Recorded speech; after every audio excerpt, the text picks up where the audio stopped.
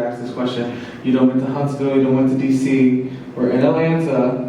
Is there a love and marriage in Atlanta on the way? Can you drop that exclusive real quick? It's funny, the most requested city I get is Atlanta. So we'll see what Martell and Sheree are doing. Last time I saw you, you know. What? You played escort. All right, I'm gonna walk to your car then. It's dangerous out there. I walk to my car all the time by myself. I'm being difficult. I'm somebody can not. just scoop you up. If I walk you to the door, it's okay. I'm gonna stay right here. Be careful, all right? Now you kick me. And I was like, well, that's interesting. What they got to do with Sheree, though? What does that have to do? That's exactly what that has to do with Sheree. Me being a gentleman? That's the mother of my 4 children, so I want her to be safe. So I've always been a gentleman and I always will be a gentleman, you know? How's that working with Sheree, though, for real? Don't start without me. Hey, Marcel, it's real good. Don't start without me. Gentlemen, what up? What up, though? Let me see. He already in on me. Because Martell walked Mel out at Kimmy's deal, and I was trying to find out, like, He's kind of find himself. You can date. Let me tell you something. You can A date multiple double-minded people. man is unstable in all his ways. You can date Martell. And right now, you might be triple-minded. Quadruple-minded. Don't make no decisions until you're ready. Just date and play the field. Oh, Find you. I ain't gonna do all that, but no, I'm just enjoying myself though, man. I'm wondering why everybody always want to discuss my dating life, like, all the time.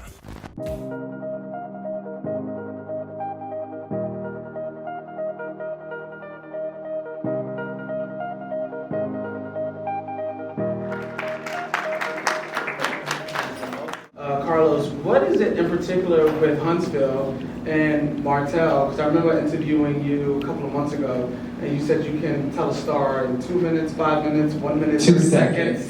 There we go. What is it about Huntsville and Martell that you knew that this would be a hit? Well, it's when Melody and Martell approached me because Martell was a supporting husband, and his wife had a desire. Now, let's go, now. Y'all so biased. You see what I put up with, right? No, so I met with Melody Martell back in like 2013 in Atlanta. You guys know the story. I met with them, and the moment, true story, the moment I laid eyes, I was like, oh my God, they're meant to be on television. Yeah. This gorgeous couple, very successful, and wanted to put Huntsville on the map. And as a reality TV creator, producer, all those things, I always wanted to make sure that with my platform to give other Black cities some shine, because a lot of folks think all Black successful people live in Atlanta, and they do, as we can see in this room, but I wanted to make sure that the world understood that there's some beautiful, successful Black people who live in Huntsville, Alabama. So it was definitely me meeting the Holts, and then me meeting the rest of the cast. Huntsville being the backdrop was an entire recipe for success. Yeah. And I'm the only one from Huntsville too. That's my city. That's what I was going to say. So we featured you on Quintessential Gentleman. You were so excited to talk about Huntsville. I want you to talk a little bit about Huntsville and like why you love the city so much.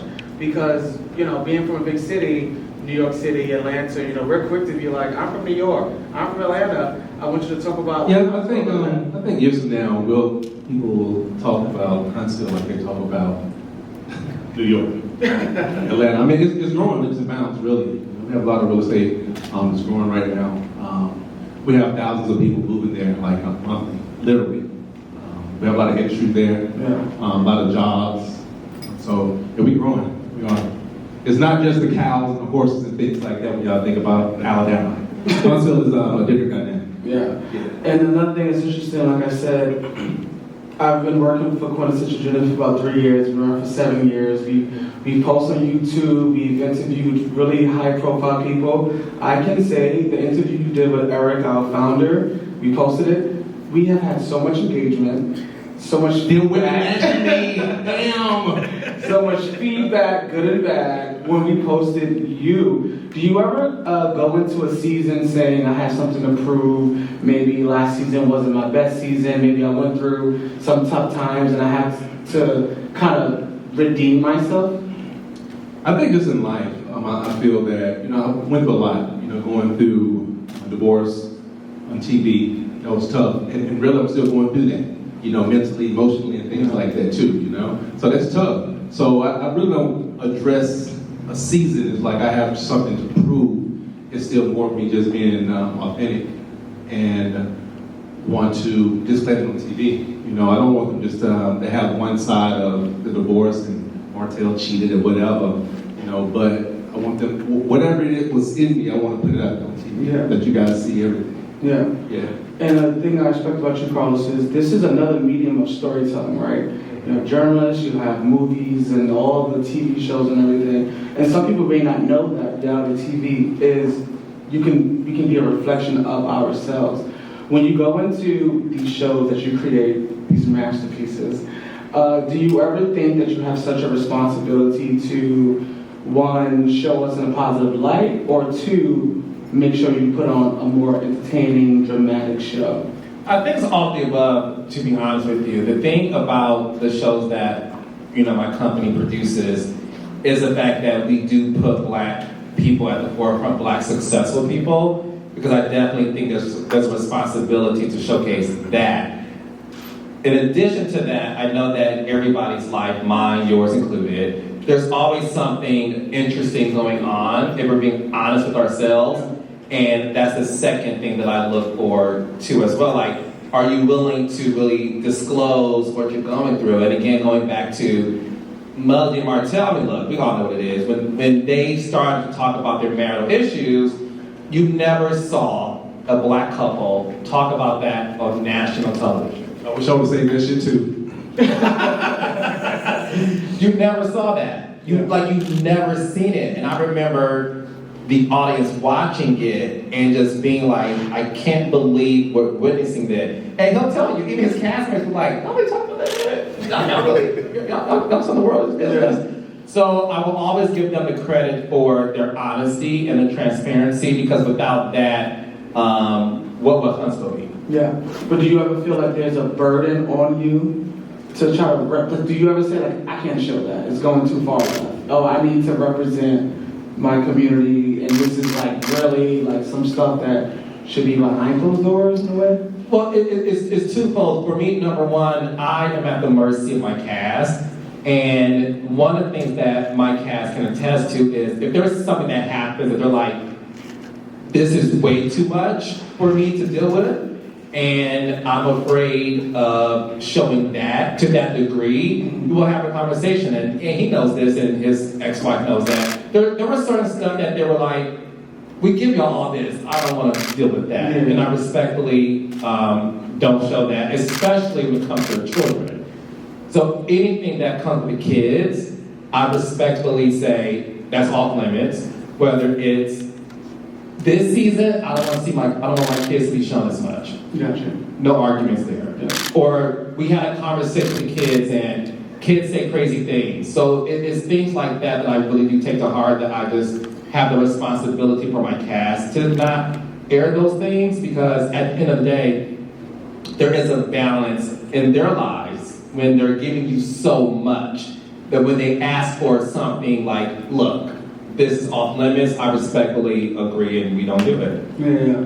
And one thing I've been doing recently, just amongst my friends and people, is the grace that Black men get, especially in the public eye. Like you said, Martell, you've been through all the stuff you've been through, you've been showing your journey. And when it comes to redemption, how do you approach it when it comes to you forgiving yourself for past mistakes and opening up and being just like an open book in television, and wanting grace and wanting people to understand that you are growing and you've made mistakes?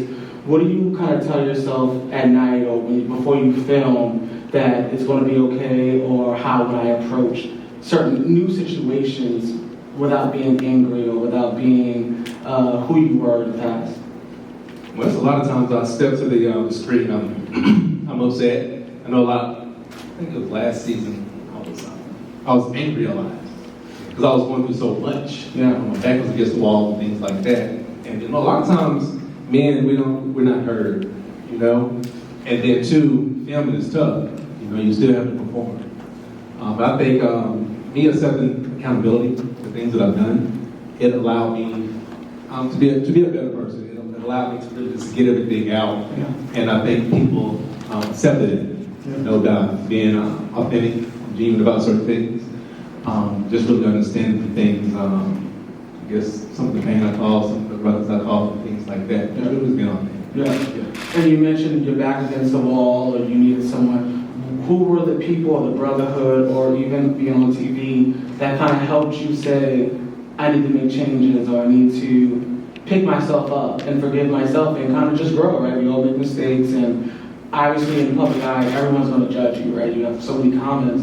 Like, what was it that mentally that you said? You know, I'll be real. You know, my upbringing allowed me to have thick skin. You know, my upbringing was pretty tough. Went through a lot at a young age, but it's like I was always that person who was able to overcome difficulty, things of that nature. So, just my background. Yeah. And then too, I have friends I talk to, that's been through similar situations. You guys watch the show, Chris Fletcher. Then too, I do seek counsel now, and that's helped dearly because that's like that's an outlet where I can just go and just release, and just share everything and not worry about being judged. Yeah. And have good feedback. Awesome. I'm curious to know, Carlos, because you have a front row seat to so much, right? Like, especially with this show.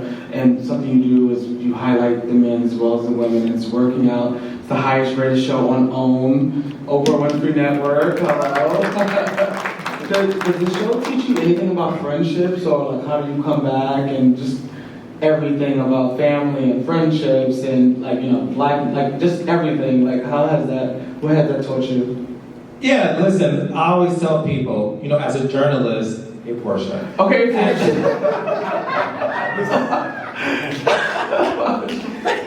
journalist. I look at them for, they inspire me in a lot of ways, and that is really true in terms of their entrepreneurship. We talk a lot about business and creating, he has a men's suit line that's coming out, and we talk constantly about what else can you do in order to show the world that you are creating multiple businesses. And they inspire me to create multiple businesses. And in terms of their personal lives, one thing I said on the reunion show is I'm not a parent. And seeing how they navigate through being fathers, Black fathers, I learned a lot from them, so that when I'm one, I know how to navigate through that just by watching them. And he and I talk a lot, despite what the millimeters may think, but and I really, this may sound crazy, I really do understand him. I really get. It don't sound crazy. Let's go. No, I get. The thing is, listen, my parents were married for almost 50 years, and I get the tradition of Black couples, married couples, and what a Black husband desires. However, what also a Black wife also desires. And the one thing that I have learned through producing reality television is two things, and you and I talked about this earlier. Number one, when you marry a Black woman, who she was when you marry her, she's not that same woman 10 years later. And the problem is husbands want you to be that forever. And they'll say, I didn't marry you to be this person. She's like, well, I got dreams and ideas too. He's like, yeah, but I want you to stay at home and cook. And she was fine with that in the beginning, but she's growing.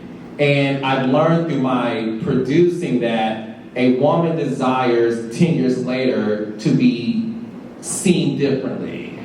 And sometimes the man sees that as you switched up on me. Yeah. And then oftentimes, and this is a very controversial statement, but I'll say it anyway. Oh, shoot. You know me.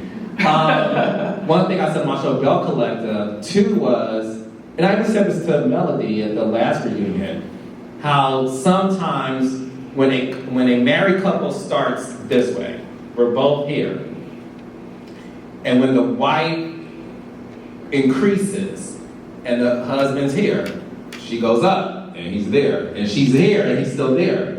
Sometimes the wife neglects the husband and lets go of his hand. Yeah. And he sometimes has a hand in your growth, whether it's, babe, go out there and do that. I'll stay home and watch the kids. Or, you know what, babe, you should be doing this. Yeah. And I tell women too that as you grow in your career, don't neglect your husband in the sense of don't emasculate him. He still wants to feel like he's not just your plus one.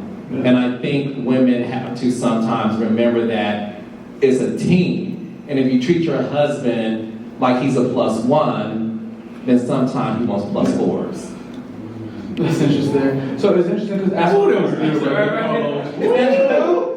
But I learned that. Clearly, I don't have a wife. But I've learned that. And when I tell women that, the ones who want to listen to me, they be like, boy, you just spoke the gospel. But the others be like, But it is, I've learned that. And I think we all have to conclude, I want couples to look at this show to have honest conversations in their marriage. And I fundamentally believe that every 10 years, you have to redate your partner because they're not the same person they were 10 years ago.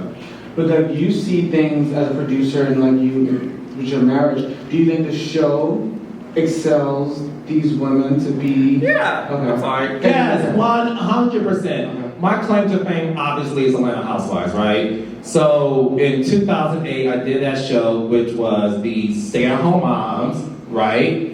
Who live this lifestyle, oftentimes courtesy of their successful husband, right? That was the basis of that, that's the premise of that show, right? When you are on reality television, unlike whether you are an actress or a musician, when you are a female reality TV star on a very successful first season, you're famous within 24 hours. You are worldly famous. And your career has ballooned, right? So this platform ushers women to be at this stratosphere of success, and it happens overnight, right? Whereas the actress studies and she struggles and she's rejected. The singer, the same thing. But for women in reality, you're worldly famous within 24 hours, at least 2 months, or more than 2 months. So when that happens, again, the husband feels neglected because within a matter of a couple of months, I went from coming home at 6:01. The food is hot. The kids are good, and I'm good. To he comes home at 6:01. She's filming. He has to go eat at Checkers. He has to order Uber Eats, not just for him, but the kids. And this happens within weeks. And all of a sudden, there's an issue. But what happens is, no one wants to have the tough conversation. Gotcha. Would you agree with that? I think we had that tough conversation. Yeah. A lot of the things Carlos is speaking about, we went through that. We had those conversations, but still. Well, another thing that I love about the show is the brotherhood that shows you among your cast. Can you just talk to how brotherhood kind of helps you kind of self-grow and move on and be open to love and continue to be the brotherhood? A brother, but not even just brotherhood on the show, but the brotherhood that you created in your personal life. So the guys and I, we are pretty close. We went to college together. Maurice and I, we played football together. So we do have a real relationship. I think that also played a vital role in the success of our show. Because everything was really authentic, didn't have to really piece things together and create narratives here and there. We just came in and we did what we were supposed to have done, But I feel that we hold each other accountable for certain things that we do in life. All were married at one point. Yeah. I guess, not anymore. It's like I don't even know how to have those conversations anymore, Because I'm so used to saying, yeah, I'm married and all that kind of stuff. So it's still a little difficult to even say that I'm no longer married, Especially when I'm talking about someone else's marriage.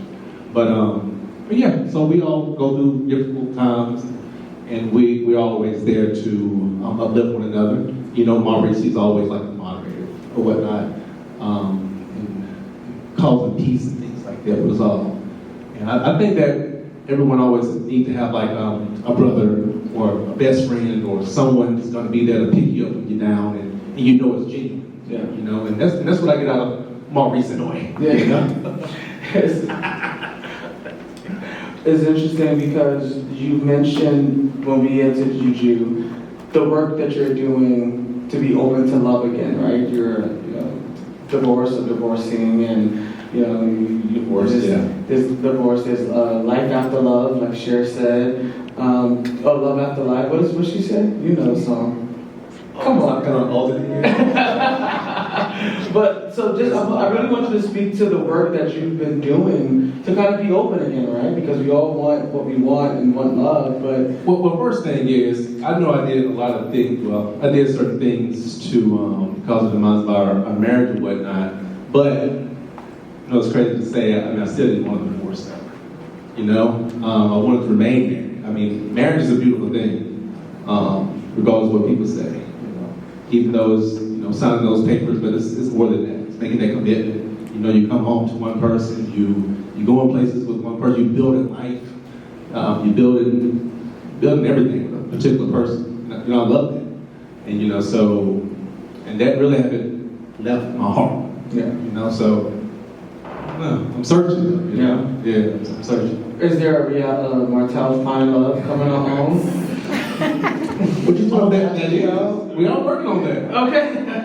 Martell finding love, Yeah. Well, I know we got to wrap up soon, but before I leave, Martell, one thing, the last question I want to ask you, I interview plenty of people, and I always ask about legacy, and I always go to career and generational wealth, and just things that we're doing to make impact for exterior. I want to know what legacy you would love to leave for your kids, for when they talk about you and mention you, and when they talk about who you are, your inner being, your heart. I would love to know, what do you hope to leave what's that legacy? So right now, I feel like if you look at my kids, if you have a conversation with my kids, you'll see like the love that they have for people. It's not even material things. I'm good with business. I'm still growing business, money and things of that nature. But to me, that's never been like the most important thing to me. It's always been family and love and things like that. And if anyone knows my mom, you will see everyone really gravitates to my mom because she really has that real love in her heart. And I feel that that's what I'm really passing on to my kids to show, like my son, to be a gentleman. Make sure you open doors with the ladies and you respect the ladies, and my daughters to, respect men too. Support, things like that. A lot of things that my mom gave to me, it wasn't financial. It wasn't a car. It wasn't money, things like that, So it was more the things money can't buy. Yeah. That's what it leads to my kids. Awesome. And my last question for Carlos, I have to ask this question. You don't went to Huntsville, you don't went to DC. We're in Atlanta. Is there a love and marriage in Atlanta on the way? Can you drop that exclusive real quick? It's funny, the most requested city I get is Atlanta. So we'll see what Martell and Sheree are doing.